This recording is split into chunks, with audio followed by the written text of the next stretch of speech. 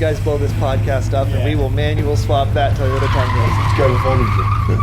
Oh yeah, I find good deals all the time. Some of them Are all the way across the country. Hey, what's that car? What brand is that? Well, McDonald's Big Mac's very expensive. That one probably drives. I forgot that your windshield is cracked. I forgot too until I was looking at it the other day.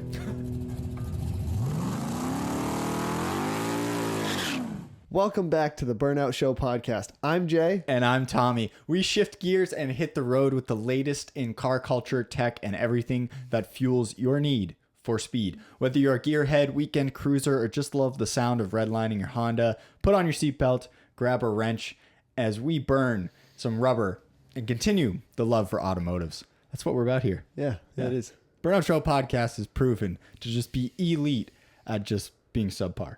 Yes, it is. That was not in the script, but I figured it's just great addition. You know? There is no script for anybody wondering. If anybody's wondering, we're reading 4 words off a screen and then improvising. Yeah, you guys can actually see the screen we're reading. All right, we're kicking it off with the Garage Scoop. And if you've heard the podcast before, you might know already. But for those of you listening for the first time, this is a segment where if you're spending more time under your car than on the internet, then we actually give you the updated news of what's happening in the automotive world at this moment. Yeah, what the actual script says here is the Garage Scoop is here to jack you up to speed on what's happening in the automotive world. That's exactly right. But we're cutting that part out. Well, we might keep it in. Now that you said this one, but nah. You made it sound less weird than I did in the last episode, so I think we might have to keep it in. Yeah, I tried my best to make it not bad. And by the time we actually get these edited and posted, well, that might be eons away, so the news might be completely out of date, but just know that this did happen at one point in the news. Yeah, it did happen. Yeah. So what do we... if I could see 6 months ahead of time, I would do news from 6 months ahead of time. So yeah, honestly, if we could do that, we'd have a whole different podcast. I don't know if you've seen how much you know about these, but today's Garage Scoop is about the Slate truck. Oh, wait. Hey, friends, we know what you want. You want the Garage Scoop, we'll give it to you now. Hey, friends, we know what you want. You want the Garage Scoop, we'll give it to you now. That is one of our most played jingles because this segment is just in every podcast. Yeah, it's in every podcast. So what is the Slate truck, Tommy? Have you not seen it? Let me scroll down. Probably won't be in 6 months when this gets posted. The $28,000 EV will be built at a former printing plant in Indiana. That is a mouthful of a sentence. Yeah. All right. Holy so this cow. is the Slate truck. Now, this article isn't exactly what I want to talk about. It's just the car is what I want to talk about, but this was the best article I could find. The Slate truck, essentially, the reason they call it the Slate is because it's a blank slate. It's backed by Jeff Bezos. It's backed by Amazon. And what's a blank slate about it? Like if you just order the base model, it comes with Steelies, no paint, roll-up windows, no infotainment center. Essentially, it has a phone mount. Your infotainment center goes to so there's an app that connects to it. So there's a lot of technology in the car, but not displayed in the car with a bunch of buttons. Okay. Yeah. Okay. And then so as you see, there's an SUV version. Yep. It's not actually an SUV. It's the pickup truck with a the cap bed. and 2 more seats in it. Yep. Yeah, and you can buy that. So it starts at $28,000, and then you can buy you buy the. Dude, this looks eerily similar to the Bronco. It does. It looks like an original Bronco, actually. Yeah. Like a little bit more original. But if you scroll down a little bit, they talk more about. So this article is just about them putting it in a 1.4 million square foot facility that was a printing company. Yeah, and honestly, $27,500 starting price for the bare bones model that you just kind of exemplified there. And that's before EV tax credits. So this thing you could probably get away with this thing as low as like $22,000. Oh, that's right, because it's all EV. Yeah. So it's apparently 2026 is when they plan on putting this thing out. So yeah, if you scroll up to that picture right there. Yeah, look at those seats. Those look like straight out of like the backseat of a bus. But yeah, there's no infotainment center. The outside is just steel, it's just panels. Yeah. It's just, there's no paint, there's nothing, it comes standard with a 47 kilowatt battery, which is pretty small. 150 miles isn't bad, but I imagine this thing's not light, but pretty light because there's nothing fancy about it. Yeah, there's not even speakers. Look at that. You'll even need to pay extra if you want speakers built into the car. Wow. Yeah. Roll down windows, standard issue, manually adjustable rear view mirrors. According to the automaker, more than 100 accessories will be available to customers when deliveries start. That's a factory lift kit, factory lowering kit, an array of vinyl wraps to add color to the blank gray composite panels, and even an SUV kit that adds a roof panel over the bed and gives it 3 access. 3 across the bench seats. So you have a 5-seater. Now, Oh, there you go. You can see it kind of flipping through right Yep. there. Wow. Now I'd love to see all the accessories and just like how people build these things and how much they get up to. I mean, is this thing fully loaded only going to be 50 grand, or is this thing fully loaded going to be like $75,000? Dude, I said this a few years ago, and I'm going to stand by this comment. If you can make a vehicle, and the first thing that comes to my mind is a Jeep Wrangler. If you can make a vehicle that is like significantly customizable, but also parts are very accessible and it's easier to work on, you will get more mechanics who recommend it. You'll get more people who drive it because they like it, and you'll get more people who drive it because it's more affordable to either fix or customize. And this kind of reminds me of that. Like if you can find, granted, this doesn't have a gasoline motor or a diesel motor, but if you can find something that the replacement parts are easy to find, easy to bolt up, the customizations are easy, and you just sell a bare bones version like this for 20 something grand, brilliant. My other question with this thing is, how big is this thing? Is it as small as it looks, like smaller than a Ford Maverick? Or is this, because like the Cybertrucks don't look that big when you look at pictures out of them. If you ever stood up next to one, they're not huge. Everybody says Cybertrucks are huge, say they're huge, and they look huge going down the road because they look really big for a car. The wheelbase is big. Yeah, but if you compare it to like our trucks, it's not big. It's not big for a truck. Right. It's smaller than me and yours crew cab Chevys. The way this looks is it looks like size wise, it looks like the sport version of the modern Bronco. Yeah, that's true. Yeah. That's kind of where I'm based, at least what I'm looking at here. Yeah. Where I'm basing But it. part of me thinks it's tiny because it looks kind of like the same size as Ford Maverick. Wow. Yep. I'm surprised you haven't seen these. These have been blowing up the internet. Kind of a similar idea to the Japanese K trucks. Yeah. Because you kind of start as a blank truck, and then you can get a van, you can get the cargo ones. I think I showed you pictures of a box truck one I saw going down the road the other day. They have fire trucks that run off of them. It's kind of like the same idea as that. I would love to let's say they take it a step further and they say even more bare bones. You can buy it like not street legal. You could buy it for like 12 grand. And you just go from there. And like no side mirrors, no steering wheel, like so that you can customize it from base rather than paying 25 to get a roadworthy. You know what I'm saying? That would be actually a good idea But dude, you could take it off-roading, you could drift it, like all these mods that like you kind of hit different categories, right? I mean, it's an EV, so I don't know how much the car that wouldn't culture be a would jump at terrible that. idea because there's all those people that build like the exo sets and stuff like that. A lot of them use like the Cobalt 4 engine, the 4-cylinder out of the Cobalts, and then or the Subaru engines. Or dude, you could use it as a farm truck for 12 grand. Yeah, it wouldn't be a bad idea for an auto manufacturer to sell a car with nothing on it, just frame, engine, transmission, like just driving frame for all the people that want to build custom builds. Exactly. Especially if you were to do something with like a V8. That's the 5 grand version.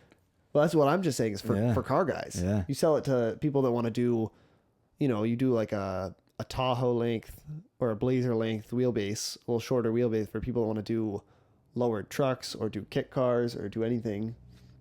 It wouldn't be a bad idea. This is totally thinking ahead, but all of these parts are definitely going to be on Amazon Prime, and you can get 2 days shipping. You're gonna get the whole car on Amazon Prime. Well, that too, but dude, you could modify in 2 days. That's true. Think of now, you buy a part, and if it's not at a store near you in stock, you're shipping 10 days out for that sometimes. What I'd love to see too is not a ton of control from Slate on this. Obviously, it's owned by Amazon, but like with Tesla, if you want to upgrade your Tesla, it's the one cool part about it is if you want something that didn't come stock on, a lot of times you don't have to do anything. You just go in the screen and do it, but you have to go through Tesla to do it. You have to be a customer and everything like that. Yeah. I'd love to see this thing where you go on Amazon, like you said, and let's say you didn't get it with cup holders or something like that. You didn't get it with roll-up windows. Guess what? You go on there and you buy an automatic window kit and you put it on. Yeah. Or you go in there and you want the speakers or something like that and you put them in. Yeah, and I'm talking like go back to basics, right? None of this torque bolts, none of these clips that you need special tools for or specific C clamp. No, none of that. They're gonna have tons of that on this because it's an electric car. It should be nut and bolt, and like when you open a door panel, think of how many weird areas you got to get into nowadays. Yeah. Dude, make it open. You want to swap it to power windows? Boom. Slap in the power window module or motor and everything, and boom, there's your track right up. They should make it like that because then they would sell out. Yeah. These cars would be so popular. And for mechanics, it would be so easy, so much cheaper for the consumer. The real problem is that it's electric. So no mechanics will I buy it. Mechanics know. would like this because there's a lot of people out there that if this was like, Dude, if Jeff Bezos was smart, he would offer a 4-cylinder that gets like 40 miles to the gallon that you'd put in a Honda. just put one of the 1.5s out of a Honda or the RAV4 4-cylinders in it so it can be all-wheel drive and then sell it. Because mechanics would buy this if it wasn't EV and it was just a bit blank slate because so many people out there they're going to ruin their car anyways, so they're going to get muddy in it and they don't care. And when you don't have an EV, you get the off-roading market, you get the drifting market, you get the mechanic market. And yeah, dude, I just think, I mean, it doesn't have to be VTEC, it doesn't have to be, but that's why the Ford Maverick sells. You know, it's a fuel efficient little truck. And the picture we're looking at right now, I mean, they got a little truck model and they got a little SUV model. Yep. That's perfect, dude. I mean, look at that. Besides the fact that it's gray, I mean, you paint that thing lime green. Well, you got the option to pay for wrap. Yeah, that's another thing I wanted to touch on, actually. Why would you wrap it when you could just paint it? So it's painted. Because wrap protects the composite panels better. Yeah, but so is it painted slate? It must be. No. So that's not paint. It's not metal. Oh, it's not metal. It's composite. Right. Yeah.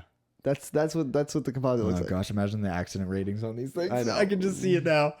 That was a very good garage scoop, Tom. Yeah. Well done. By the time the episode airs, those things will be on the market. So go get yourself a Slate car. Is it called Slate Auto? Like, is that the actual company name? Yeah. Wow. I feel like they could have came up with better, but they didn't submit a submission to the real burnoutshow.com. problem. Yeah, I know. Yeah. we would have named. We would give them a better name. Dude, we could have given them 50. Well, the real issue is if they come up with any other cars than that, then what do they like? They just name their whole brand after that thing. Yeah, I know. And they're all going to be that color and that material and everything. Yeah. They should do a sports car. It's a blank slate. So you just got to build it from. And don't make that a square, dear Lord. Please do. Make it. I'm just thinking like It's one of those slammed mini Jeeps. Yeah. All right, our next segment is daily deals. Daily deals.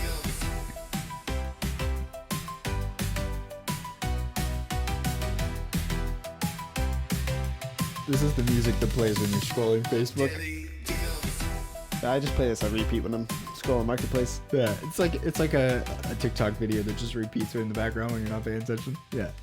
Daily deals. So if you think scoring a sweet deal on a ride can be rare, trust us, they're out there. This segment, we shine a spotlight on the potential steal that might be worth emptying your glove box full of snack wrappers for. So what do we got? Today we got good old fashioned Honda. Oh, wow. Look at the bubbling on that hood. I know. I hope that's frost. I hope think it's that's frost because I see it on the snow. headlights too. Yeah, I think it's snow. All right, this is a plain Jane. What is it? 2000. Look at that photo. No, it's gotta be newer, right? 2001. I don't remember what year. Where does it say that? Oh, there it That is. is 2001. All right, it's an LX. It's a base model Honda Civic. Reason I put this on here, this is $1,000. Only 150,000 miles on it. Reason for that, needs a head gasket. This is a great car for somebody who is either starting off working on cars or wants to make a quick flip. This would be, or like, you know, daughter's going off to college. You want to be in a good car, cheap car, buy it, put a head gasket in it, send it off. These cars, and Tommy and I have talked about this a little bit. I think actually if you go back to the Jeep Cherokee episode, we touched on this, but these cars fit into the category of if something breaks, the repair for parts, if you went to the parts store and did the labor yourself, is roughly $100 to $150. Yeah.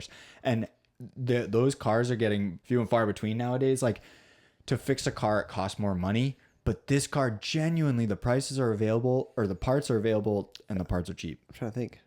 I don't think I've ever spent more than $100 on a. And that's doing the labor yourself. So let's say you paid yeah. somebody $100 an hour to work on it, and it took an hour every time you broke it. That's $200 repair. That's not bad. No. You know, if you're not bringing it to a dealership, that's a very affordable car, and you know better than anyone that the gas mileage on these things is incredible. Yeah, it says here 26 miles to the gallon city, 34 highway, 29 combined. That is way off. It's an automatic. Oh, it is an automatic. It's That's automatic. true. Both of us drive manual versions of this because this is the same D15 that's in me and Jay's car. I'm assuming it might be a 16 D16. Around the city in my manual, I'm probably getting 32. Yep. But once you get on the highway, I mean, I'm pushing 40, 45. Yeah, I don't drive in the city. Yeah, that's true. So Even on the back roads, you can keep your RPMs low, even though you don't. I don't. Yep, I keep you don't. mine screaming up there about 6,000 all the time. To your point, though, 150,000 miles, it's got another 100,000 in it. Yeah, just a head gasket. Worst comes to worst, it needs a head. Still, these D series engines are so easy to find parts for. Dude, you know what's crazy? That the Kelly Blue Book value of this car, I know for a fact is more than $1,000. So you could buy this car, drive it to CarMax, say, hey, what's the Kelly Blue Book value of my car, and sell it to them for more than $1,000. Yeah, I bet you could trade it in for, if you were willing to buy a new car, I bet they'd trade it in for over $1,000. Yeah, probably. That's a great find. Yeah, these little Honda cars, I mean, man, when you're driving them, they're not luxury. They're not something that will pick up incredibly fast, but it is worth it just for reliability, fuel economy, things like that. You can't beat them. Next, we are going to move on to a random segment, which we don't have a jingle for because this segment is probably going to only happen once or twice for the original segment of it. But we realized that we really haven't talked about our cars, specifically us two who are constantly on the podcast here. So we are going to run through all of our cars. And I guess what I have written down is it's time to pop the hood of our own questionable life choices, where we welcome the segment of our beloved, upbeat, borderline legal rides. They've got corks, rust, and just enough horsepower to make it to the drive-through most days. Yep. I hate the drive-through. Why? I'd rather go into the store. I feel that way most of the time. And half the time, you got to turn off your car to hear whatever the hell they're saying. Only in 3 out of 6 of my cars. So we're going to spot a shine a spotlight. Spot a shine light. Spot a shine light. We're going to spot a shine light on each of our cars and talk a little bit about them. And both of us own about too many cars. So, Yep. Tommy, you want to kick us off with one of yours? And Yeah, let's we'll start go with, from there. let's pull up pictures. Just click on a random picture. Let's see what's in. All right. This is the car I've owned for the longest amount of time. It was not my first truck, but first truck I ever had legal on the road. Okay. Well, actually, all right. If you count registered legal, it was never been inspected. This is my 2000 Toyota Tundra. It is a great truck. I have a lot of sentimental attachment to this truck. It doesn't currently go anywhere. It's blown up. Rear end's blown up, so it doesn't move. This was like my first project vehicle. Got it from my best friend. It was his first truck. Well, actually, it was his second truck. He gave it to me because he didn't have time to work on it. At the time, I had plenty of time. Did a bunch of work to it. Didn't have money. Now I have enough money, not enough time. So it sits there.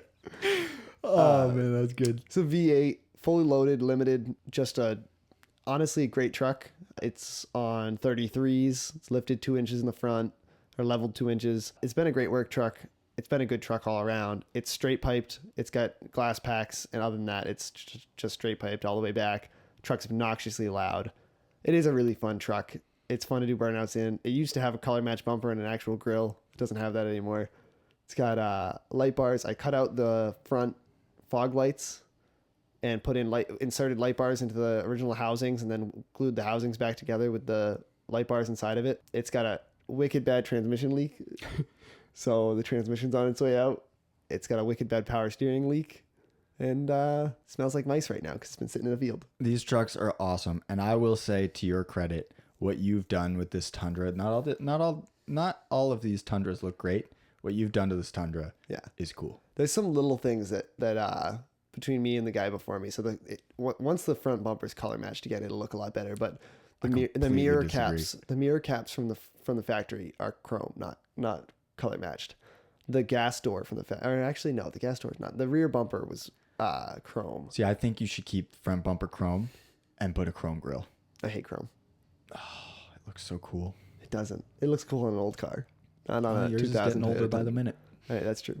Although Old enough for antique vehicle insurance. And your rims on this thing is sick. The exhaust really is loud. So if that's something you're into, be sure to comment, because Tommy will let you know in the comments what exhaust is actually on this thing and give you some specs of like what to look for and what to buy. The other thing to note about these Toyotas is, I don't know why, but the early Toyota, not even just the 4.7s, which is what's in this, they have the loudest startup out of any vehicle you've ever heard. Like, it's just such a crisp, loud, like, vroom, right as they start. Like, it's not like a lot of these other cars that start up. Like, these things hit like 3,000 RPM on startup, which is wild, and it makes this thing sound so loud when you start it. Yeah, and before you blew up the rear end in this thing, it did have a transmission leak already, but the engine runs strong, and this is a reliable car. Yeah, it is. Yeah.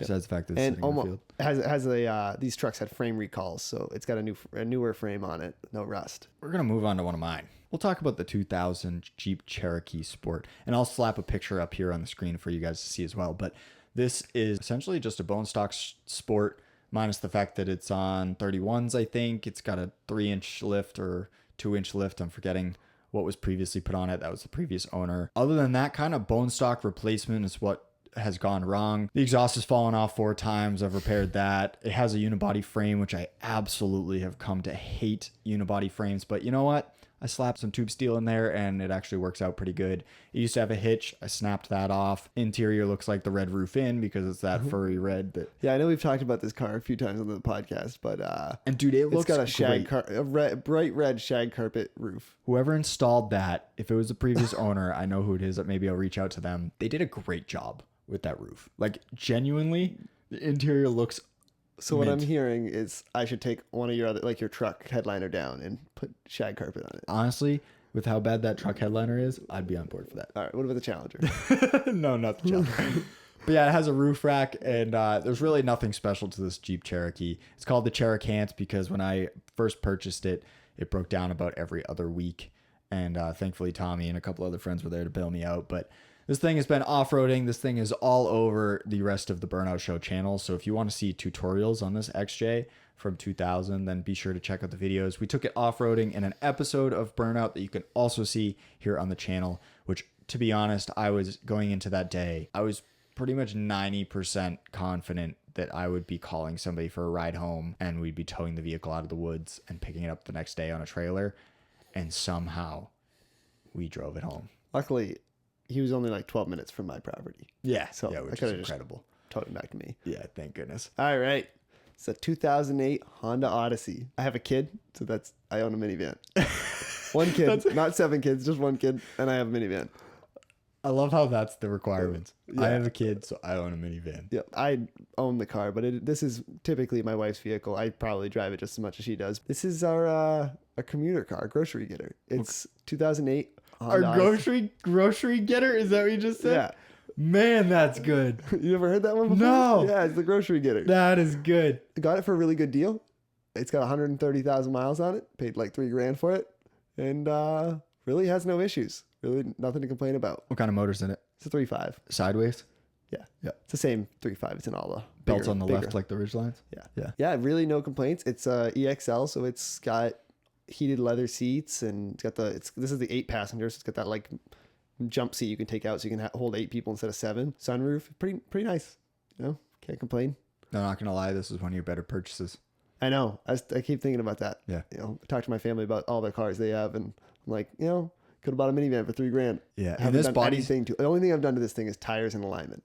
this body style is not hideously ugly. Like, you know how some of the Odysseys are just like look weird. The generation before this is not great. That's what and it this, is. This one kind of Yeah. keeps up with the times a little bit. I mean, obviously doesn't keep up with like a 2020, but it doesn't look like it's a old minivan. It definitely kind of keeps up with the modern style. We need to get this on the name the car segment.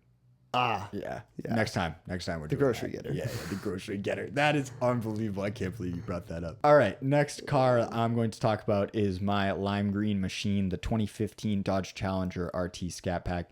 This thing's got a 6.4 liter. It's a manual. You've seen it on the channel. If you haven't, what have you been doing? Check out the channel because this Challenger's cool.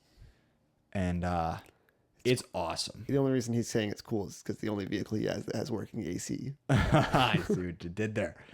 I don't know. My Honda has AC. Really? Yeah, it works great. Really? Wow. Yeah. You're not much of a car guy then, are you? I don't use AC. Oh, that's right. Can I trade you the AC? Wait, that's a D16. Can I trade you the AC system out of your car for my Del Sol? For the whole Del Sol? I'll do it. I'll do it. No. For the black one. I'll trade you the AC system for the black one. Oh, man. So this green Challenger, yes, it's a Scat Pack. It's 2015. This is the modern body style, or at least modern as of now. I know that they discontinued it in 2025, and they're going to kind of come out with a new shape for the Dodge Challengers and Chargers. But this thing's cool. It's actually lowered. I'm not sure if it's lowered an inch or 1.5 inches, but it is technically lowered. The stance is just slightly more to the ground than what comes stock, especially the all-wheel drive or V6 models. Yeah. The V8s, I think naturally are just slightly lower because they don't have to deal with the four-wheel drive aspect of the build.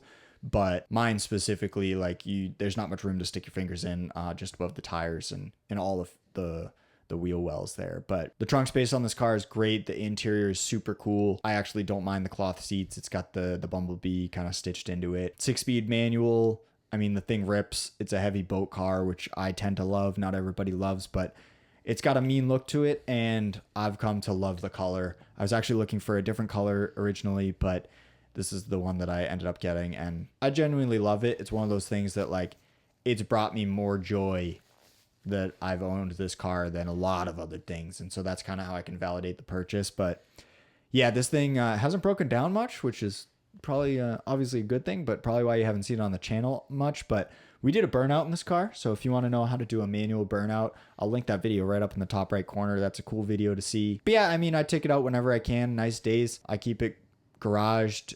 If you have a nice car at home, that's the best way you can maintain a good car, is put it in a garage. Yeah, 6.4 liter. I mean, this thing is loud and proud, and actually it's got the stock exhaust, so it's loud when it wants to be, but it's also quiet. A little bit of noise on startup, but thing's cool. Tommy's driven this. This thing's awesome. Yeah, it is. It's also a very iconic car for you to have, like a bright lime green, like, sports car. Yeah. And I'm not a huge fan of the boat cars, but I have driven the V6 all-wheel drive version of this, a regular V8, the Scat Pack, and I've driven the automatics, I've driven manuals, especially the Scat Pack, especially yours. I don't know if it's the suspension or what, but it's amazing how you can do a burnout so easily in that car. Instantly. But you can also get traction, and take off. You can load this thing up to 3,500 RPMs and drop the clutch, and it'll grab and take off. And without, I don't even think yours has launch control, right?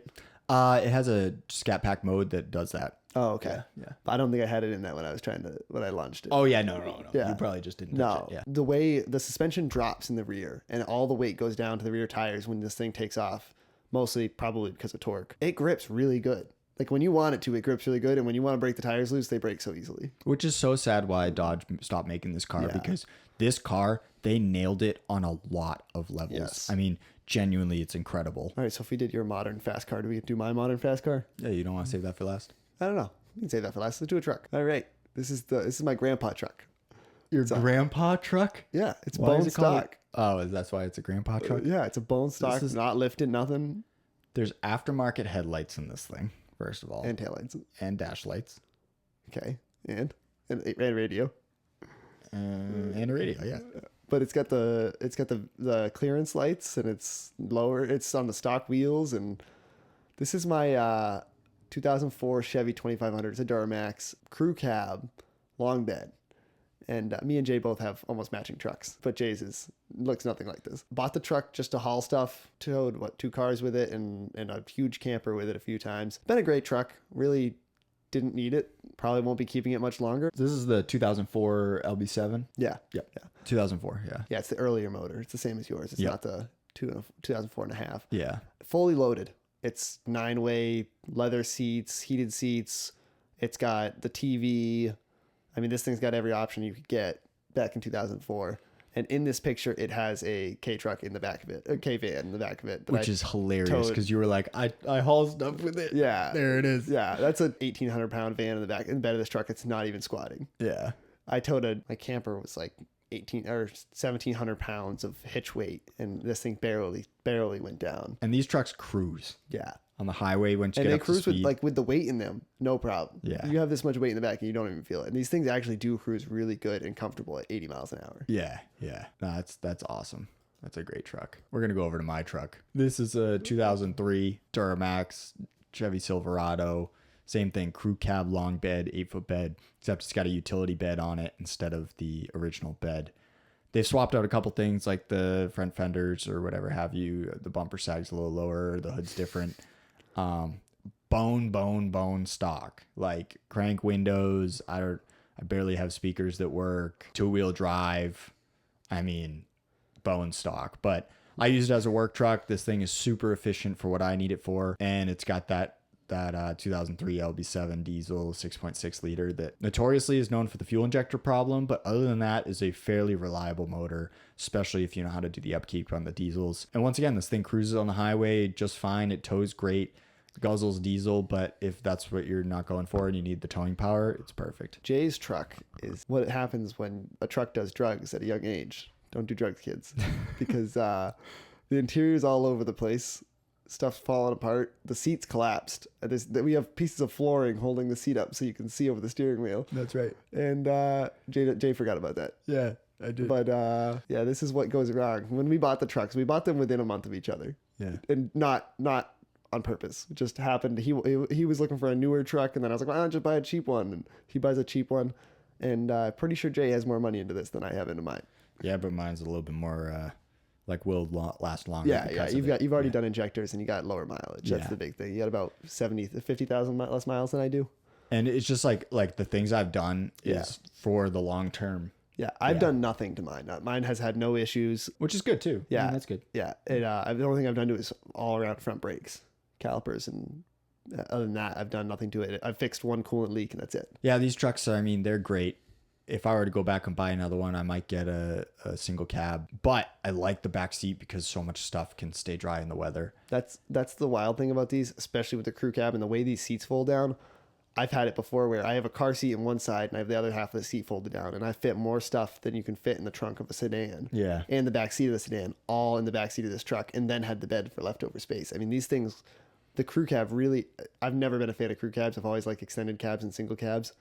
But now that I own one, I still don't like the way it looks, but it holds a lot of stuff. Yeah, and it's a little tough to park especially with the long 8-foot bed. But yeah, that's how I feel about the utility bed rather. It's like, I think it's grown on me every single time I drive it because you can fit way more things. You can haul tools around with you. It just makes repairs and jobs way easier to do. So I've fallen in love with the utility bed.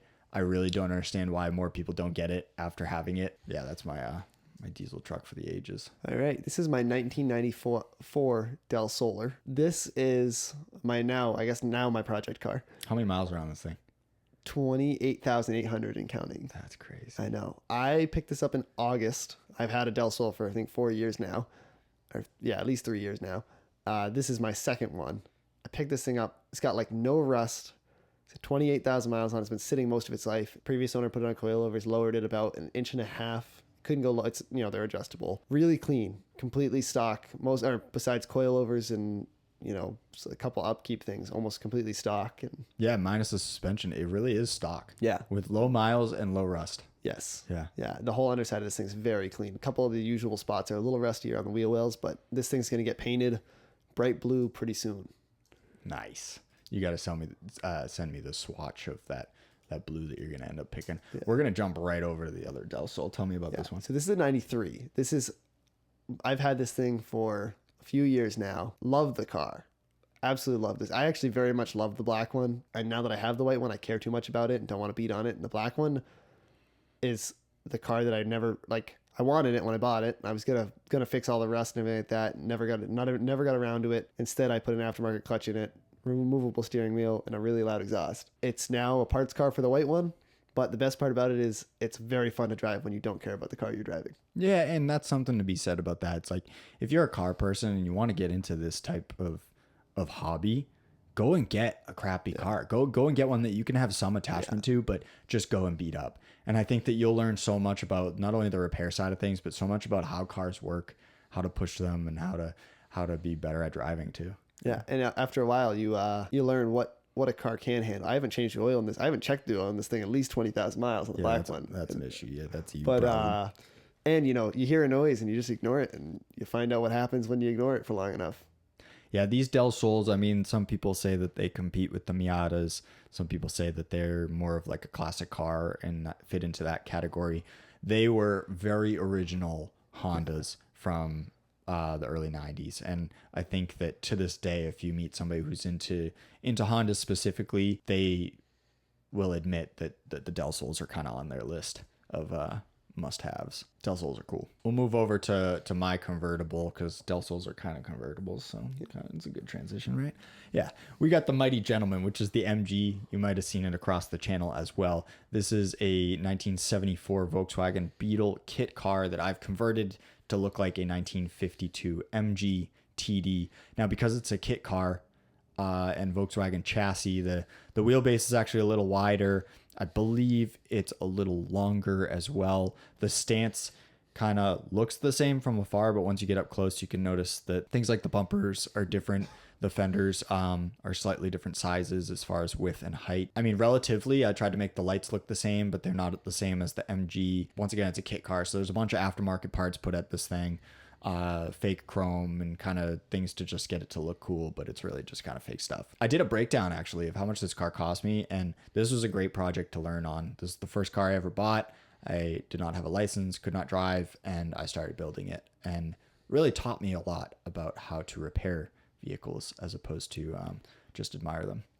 That is another thing. While we're showing you these, it's a good example of how you don't have to spend a lot of money to work on cars. I mean, between the two Del Sols, I have less than $4,000 between buying them, parts, upgrading them, everything. You don't have to spend a fortune. Yes, you're not going to get the coolest car. You're probably not going to have the Scat Pack, but you don't have to spend a ton of money to get into these things. I think that's what is great, because I've made a lot of friends doing this. I've met a lot of cool people, heard a lot of cool stories because of this MG. Yep. And it's giving me shivers just talking about it. It's really cool. And this has got the engine in the rear like the old Volkswagen Beetles. Under the hood, I just have a bunch of wiring, a steering shaft, and a gas tank, and a battery, I guess. This was kind of my learner's car that is a head turner. I mean, this thing is cool. And once you get up close, you notice it's handmade by somebody who is young, because I was learning everything I was doing. But I've road tripped this a few places, nothing too crazy, because I actually don't have a roof for it. Yeah, this is a very neat car. I mean, we touched on it earlier, but the VWs, I think we touched on it last podcast episode, but the VWs are great project cars all around. Speaking of VWs, Jay does happen to own, it's kind of a collectively owned Volkswagen that it's another kit car, one of the dune buggies, the Manx Myers, like lookalike. It's not actual Manx Myers. Yeah, it's got that fiberglass body look that kind of has got that shiny paint style on it. And have Jay throw a picture of it. Yeah, I'll throw a picture up there for you, but ultimately it needs to be put back together. Yeah, we took apart the engine a little bit to fix it and give it a tune-up, and then kind of just shine up a couple other areas, including like making sure it's got all the things that needs to be road or street legal rather. And now, are there videos of this thing getting built or not? Was that too early? The Doom the Buggy? MG? No, the MG. Oh, the MG. Yes, there's the episode 3 of the Burnout show. You can go back on the channel and find that. That is kind of the all-in-all process of what we did. I'm looking to actually release a few more videos that maybe break down a few specific parts of that build, but that episode shows everything. And I mean, like, we rolled in the chassis and there's videos of like figuring out wiring and how the steering wheel is kind of bolted up to the car, and the different body panels being put on. It really is like, it really was built from the ground up. I don't know how else to say it. So check out those videos. Those videos are very cool. Yeah. Wow. Yeah, there will be new videos of the new Volkswagen kit car getting rehabbed. I'm going to jump right over to my newest vehicle of the fleet. This is my 2005 Honda Civic. This thing's a manual. What is it? 1.6 liter? 1.5. 1.5. I can never Single remember jingle. these freaking Hondas. The 1.6 is a dual overhead cam. It's the single jingle. Well, it's completely bone stock. The only thing I've done to it is drive it. I haven't even cleaned it. I haven't vacuumed it. Wow. Yeah, isn't that crazy? That's crazy. What did we dub the actual name for this thing? The Silver Shadow or something like that? Yeah, something like that. I want to call it the Pebble. That's funny. Yeah, I like that one. I remember doing that one. But this thing is I think it's the LX model, which is technically the higher package you can get. LX is the space model. Then what do I have? It's a 5-speed manual for anybody wondering, and that's the only thing cool about it. Yep. LX Special Edition, that's what it is. So 2005 Honda Civic LX Special Edition, 5-speed manual, obviously on the floor. A little bit wimpy compared to the Challenger I was used to driving, but super fuel efficient. I've got this thing up to 45 miles to the gallon almost. I think it was 44.9. And even in the city, I'm sitting around high 20s, low 30s. So super fuel efficient. The trunk space is actually pretty good on these things. Unfortunately, I have a couple leaks in the body that I need to fix that are more and more becoming a problem. But yeah, the LX, I mean, that thing's got the spoiler in the back, the power windows. Yeah, the kind of gadgets that people actually care about. But honestly, it's just a bone stock little Honda that's fuel efficient, and I think it's pretty sweet. It's a nice little ride. I'm going to go over to one more of mine real quick. and mine's gonna be the Ranchero. Yeah. This is a 1957 Ford Ranchero that I've done nothing but take apart so far. Yep. I've owned this. Well, you for... fixed the frame, right? I did weld the frame. Yep. Yeah, and then did not paint it, so we might need to weld a few more spots. We. Oh, There's no we with the Ranchero. well, you're better. You're better at welding than I am. Yeah, No, there's just no we with the Ranchero. I'm not working on that thing. The Ranchero, I'm not quite sure of the plan quite yet, but there are a few videos on the channel about the Ranchero, and I have the body completely off the frame, the body cut in half from the bed because it was a unibody from the frame up, sliced off the bed, took the motor apart, currently rebuilding the motor, and the body just sits on the ground. So not sure if it will ever get back together because of how much rust this thing has endured is crazy. And to fix that is even more crazy. So I've been looking at different bodies to maybe slap on the frame, use the motor over, and see where I can go with it. But ultimately, the Rancheros are cool. This one in this picture doesn't have it on it, but the chrome on these Rancheros original is really neat. I actually bought this car originally because we had a Lincoln at the time, and I wanted to put the 460 big block under the hood of the Ranchero.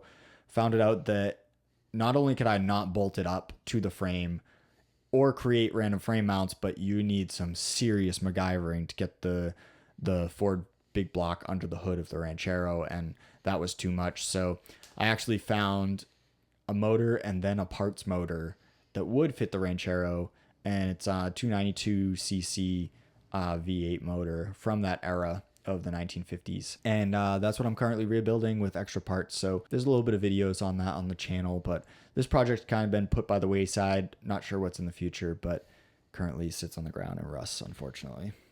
Everybody's got that project that they'll never finish, right? Yep. Why did I catch you off guard?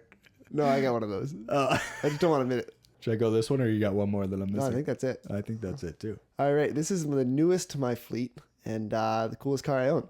Nice. What do you got here? This is a 2019 Civic Type R. It's been my dream car since they came out. Released them in 2017. These things are quick. They're a very fun car. There's a lot of videos out there about people talking about how stable they are, how well they handle. It's not even on my insurance yet. I've had this thing for like less than a week. I've driven it like 4 times. Love the car. Absolutely love the car. Blast to drive. I needed something fast too. You know, I needed something to keep up with Jay's Challenger, not just Del Sols that barely break 100. And you went with the fire red. Yeah, it was a really good deal. Yeah. It was the best deal I could find on a Type R. So talk about the features. What does this thing have? Interior, exterior? What do you got? Along with the Type R comes, based over a Sport or an SI or something like that. You get the Type R seats, which say Type R across them. They're all carbon fiber in the back. Bright red bucket seats that really hold you in. This is a 19. I kind of wanted to go 19 and up because the 17 and 18, the infotainment center it's not a big deal, but it's kind of smaller and doesn't connect to your phone as well. On that, things I love about this thing, back seat, it's a 2-seater in the rear, so it's a 4-seater. It's not a 5-seater like the regular Civic. It's got like a center console in the rear, and somebody tinted the rear window really, really dark. And problem with tinting a rear window is you can't peel the tint off because it'll ruin the heater strips. So yeah, I think it's staying, but you can't see it all out of the back window. Now, is this thing lowered or is that stock suspension? That's stock suspension. Same with the rims? Yeah, stock rims. Yeah. Another thing, one of the coolest parts about these cars is a few things. This is pretty much a K20. It's a built K20 with a turbo and a tune, which is, how they get the extra horsepower out of them. 6-speed manual only and adjustable suspension. So when you're in the car, you can go from comfort mode to sport mode to Type R mode, and essentially suspension gets harder and stiffer, and makes for a very, very nice ride. That's getting more and more common with modern cars. It's the adjustable suspension that you're talking about. Yeah, these things have a really good, if you look into them, they have a really good Nürburgring like lap time. These things handle amazing on a track. At some point, we'll get some videos of us driving the fun sports cars. Oh yeah, we'll get that more on the channel. And if you want to learn more about these cars, you can go to burnoutshow.com. There's actually a fleet section, and as many cars as we can, we kind of use like a blog post style to what is happening to those cars, when it happened, what went wrong, how it was fixed, etc., with a couple photos. So if you want to read more into it, we will be putting a couple of Tommy's cars up there, as well as a bunch of the ones that I have mentioned. Those are on the channel and you can check it out. The Odyssey will definitely be number 1 on the page. For what? On your page. For viewings? No, it'll just be it'll be the first one there. Why?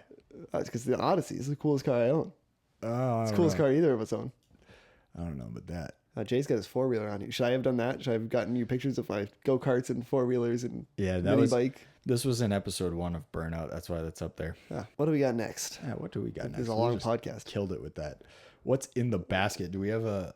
We do have a Oh what's boy, we got a new jingle. Oh, we what's do. in the basket? Play what's in the basket. What's in your basket?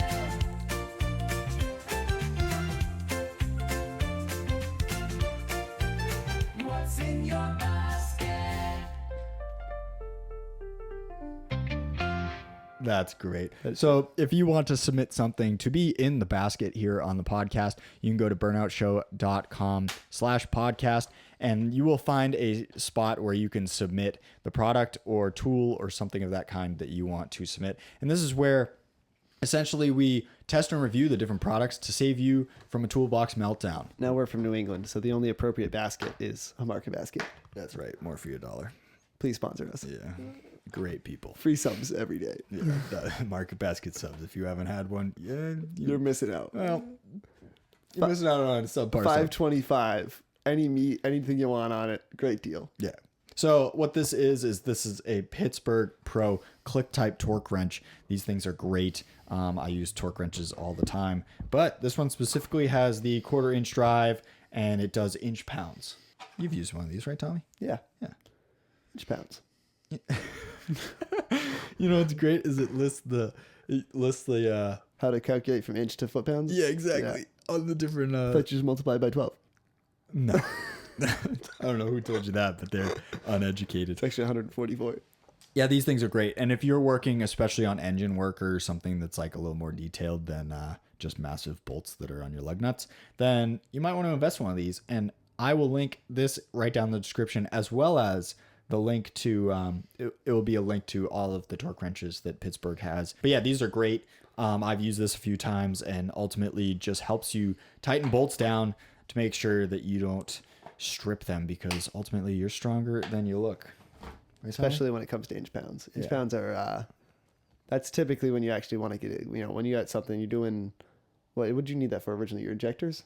Yeah. Yeah, your injectors. Today's tire popper. Oh yeah, we got a jingle for that. Let's Today's time. Popper. So this is where we kick the tires and rate the ride.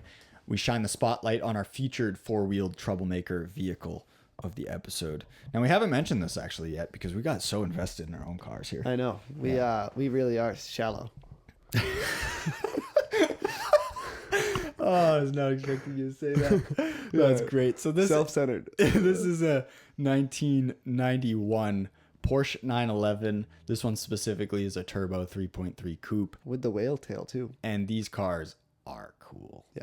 This was, and I wasn't even alive then, but this was a throwback to their 70s Yeah. Porsche. And man, did they kill it again with this body style. Yeah, these are pretty cars. They are. So Tommy, what do you got for looks and style? Looks and style. I'm gonna go with These are mid-engine? 8 rear engine. Yeah. Rear engine, yeah. 8.4. These, somebody's trying to convince me to put this engine in my MG. Well, that would make sense. Well, not this engine. The older Yeah. Porsche. Actually, yeah, the 70s one. Yeah. Thank you. Because I think this one's a liquid cooled. I really like the look of this. I'm going to go 9 flat. I think that they just look so cool. Like I said, it's a mix between like a modern look of the 90s, but also a throwback to the 70s Porsche. Sound. Have you ever heard one of these? Yeah. I'm gonna go. These things aren't super loud. They're not big engines. No. I'm gonna go with a 5.2. I'm going to go actually a little shallower to work in that word again. yeah. I'm going to go 4.2 because I actually think these things should sound cooler. You know how a Porsche drives by and you know it's a Porsche that drove by? Yeah. This one, you don't know the Porsche drove by. You could think it's a Volkswagen. said You you could think it's a Volkswagen. you can think it's a Mazda. Some of the small little Subaru, Mazda. 'cause Yeah. H. You see what I mean though? Like Yeah. there's no differentiation between them, which is just crazy. Economy? Fuel economy. I have no idea. I don't either. Probably my guess is. Should we guess? Should we look Yeah, it up let's and guess? My guess is 15 and a half miles per gallon. Ooh, I'm going more than that. I'm gonna say 19, especially if it's a small little motor, dude. Yeah, it's a 9. Well, actually, you might be right. What did I say? 14 and a half? Yeah. Is this turbo or not? Oh yeah, it is the one we're showing. Yes. Okay. 14 combined miles per gallon. Wow. Spot on, Tommy. Well done. I know. What do you got for... Wait a second. Did I say it? It's got a 20.3 gallon tank. Wow. That's huge. Yeah. But you're with only such getting bad 14 gas. miles. You're not getting anywhere anyways. 280 miles to a tank. That's Oh, not bad. that's funny. So what do you got for economy? What's your rating? Oh, well, 14 miles per gallon in a tiny car is not great. I'd say 2.1. 2. Yeah, 2.1. I'm going to go a little higher. I'm going to go 3.5. Interior. Actually, really cool. Really? Yes. Very much like the early Porsches in the 90s Porsche interiors because they were simple and very simple, like kind of raw race car that I like. Oh, wow. Yep. That's cool. Yep. And they got leather options too. All right, now we're talking. What do you got for a rating? I'll go with a 9.2. Wow. High. Yeah, I know. Wow, you must really like these. I'm going to go 8.5. I very much like a simple, like kind of like the Del Sol. It's very simple. Love like the clean look of an interior. A nice, like not a lot of stuff going on. Of course, I just bought a car with like bright red seats and bright red seat belts and a giant screen in the middle. But durability, these things are pretty reliable. No, that's I guess reliability. Oh, it's reliability. Sorry, durability. Probably not great, to be honest. Not gonna go off roading in these. Probably gonna give that like a 3.4. Tommy's going 3.4. I'm going 3.0. Reliability. You still see these on the roads. Yeah, I'd say the older Porsches were more reliable than these. These actually do have some issues. Agreed. I think these have oil consumption issues. Yeah. So I'm gonna go with like a 4.8 because it's a German car, and I don't think a German car can ever go over a 5. Oh, jeez. I'm going 3.0 for reliability. I don't hear good things about these from the 90s. Capabilities really low. Yeah, this is really not. I mean, other than the fact that it's a sports car, it really can't do much. It really can't. Does it have a frunk though? Not a very big one if it does. All right. So that just eliminated Yeah, my it's at capabilities. 2.2. It does have the capability of holding 4 people, and that's about it. Oh, it does? I think so. Look at the picture. There's back seats? No way. The early ones didn't have back seats, but that picture definitely should. You see those seatbelts in the back? Yeah, look at that. Rear seats. Wow. Yep. All right, I'm going higher than you then. Oh, wow. 4.1. Wow. You just went up by 2 points because it has rear seats. Yeah. That's a capability. Hold Oh, it's more of your capable of friends. holding 2 more people to get 2 points for it? Yeah, exactly. Handling, amazing. I'm going to go with a 7.8. I have no idea what to say for the handling, so I'll go 6.5. We don't really have anything else to say about the Porsche, though, because we don't know anything about that Porsche. No, not a 91. I grew up with a guy across the street. I think he had a 76, Dude, the 911. 79s are the nicest. Yeah, he had a late 70s 911 that it's got like 30,000 miles on it, and he drives it once a year around his driveway and then puts it back in his drive. Yeah, see, that's wild to me. Yeah. At least drive it a little more. Well, he lives on a dirt road, so So it makes up for it. All right, we are going to move on to what the what. do we have a what the what? Nah, we did this last time. We don't have a what the what, so we'll just play a little. I didn't know they go back to back. Yeah, they go at the same time. Wow, that's kind of cool. What the what is a segment where we dig through the weird corners of the internet so that you don't have to. Yes. From lifted limos to V8 powered shopping carts, we've got the deals that make you say, "Are you selling that, bro?" This one's kind of funny. Oh yeah, Yep, very random. very random. Let's see what you got, Tommy. Oh man, oh man. It's 14 and a half feet long and Dude. 42 inches wide. For $300, I'm pretty sure is what this is listed at. You can own your very own giant nut and bolt. It honestly looks like a bench. I don't know if it's just because of where it's put, but it used to be a sign. They had it as part of their sign. This is very deceiving because it looks like it could be like 20 pounds. Yeah, but it's galvanized, so it's probably like 300 pounds. Yeah, But like that looks like ductwork. yeah, it does. Yep. Giant nut and bolt. That's incredible. Yep. $300. 14 feet 9 inches tall. Do we go buy it right now? Definitely not. But All I right. mean, I'd love to go visit it. Just put a burnout sticker on that. Yep. You know, Or just, I'd love to stand it up on end and just have which like, way? On the head or the thread? no, I'd have it on the threads. Oh yeah. Yeah. Or my other thoughts, like make a bench. It looks like a bench. Put it up against a wall. You think you can loosen that nut and bring it down the threads? No, I very much don't think so. Those threads don't look very good. You know what? That would look fantastic on the Planters Nutmobile we covered in last episode. That's true. That's how they hold it back. That's how they hold the whole thing together. That's how the frame's mounted. I do work on very large, heavy diesels, and this is what the bolts look like. Oh, dude. Yeah, absolutely. I can't wait to see your wrenches then. Yeah. Man, that's awesome. Would you ever spend $300 on this? No, but I talked this guy down to $50 and buy it. Yeah. Yeah. Imagine that you bought this and you got to spend an hour loading it onto your trailer without a forklift. That wouldn't take an hour. It's not that heavy. I'd just pick it up, slide it onto the trailer, pick up the other side, slide it on the trailer. Oh, yeah. Just like it's a nut and bolt. It's probably only a couple 100 pounds. You think so? Yeah, it's galvanized. Should we sheet metal. message It's the sheet guy? metal. Ask him how much it weighs. Yeah. The only concern is it says it was used for a sign. So I'm like, is it full of concrete or something? Because it's got to have enough weight to hold a sign on top of it. Yeah. Unless it was a sign this direction. So Yeah, it kind of does yeah. look like that's how they had it. This is the bottom of the sign. I want to see the rest of the sign. Like, is the rest of the sign just a man going like this? Or is it like a hardware store? Like, what is Yeah. it? What was this, a garage or a hardware store? That's We the real need question. more information on Yeah. this. That's incredible. We're really on a A nut and bolt ride. roll. A nut ride. We're on a nut roll. That's what we are. What a podcast we had today, Tom. I know. I'm like, I feel exhausted from talking about my own cars. I don't. I could talk about my own cars all day. Yeah, that's true. You need a grill on the Tundra, though. Yeah, I do. Yeah. Yeah. Something. You need Needs to be something on the Ranchero. I don't know what's missing, but something's missing. I'm going to guess everything. So that concludes this episode of the podcast. Be sure to check us out on Spotify, Apple Podcasts, as well as on YouTube. It helps us out when you like, subscribe, and leave reviews as well. So be sure to do that. We will be publishing more and more of these podcasts as well. So be sure to keep up with it. Check out the channel, subscribe, hit the notification bell, do all those good things, because the more engagement we get, then the longer we can do this, which is fantastic. If you want to be featured on the podcast or be a part of the podcast, potentially call in or feature your car on the show, be sure to go to burnoutshow.com/podcast and you can submit anything that you need to be here on the show. So we genuinely love doing this. Keep working on cars, keep breaking cars, keep enjoying cars, because this hobby has turned into something that will be around for a lifetime for Tommy and I, as well as many others.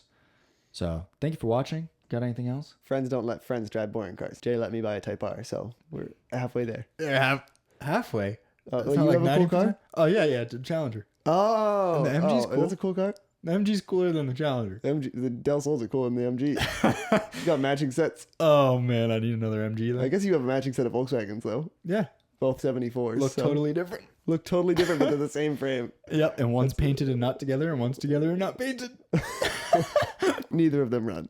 Yeah, for now. There's always Neither tomorrow. of them run for the rest of their lives. Yeah, we're too busy here talking about cars instead of Yeah. working on them. Yeah. We should just mic up while we work on cars. Yeah, we should do the podcast while we're under the car. Yeah. Yeah. Yeah. I'll insert a picture right here of Tommy laying across the hood of a car, or I guess the engine bay. I actually do have a picture of me under the hood of a Thunderbird from not too long ago. Yeah, that's what I'm talking about. I was talking about another picture of me laying like this Oh, under under the hood of the Thunderbird. that's fantastic. Yep. Well, yeah, thank you for watching. Thank you for the support. As always, we hope you learned something today. Thank you for watching.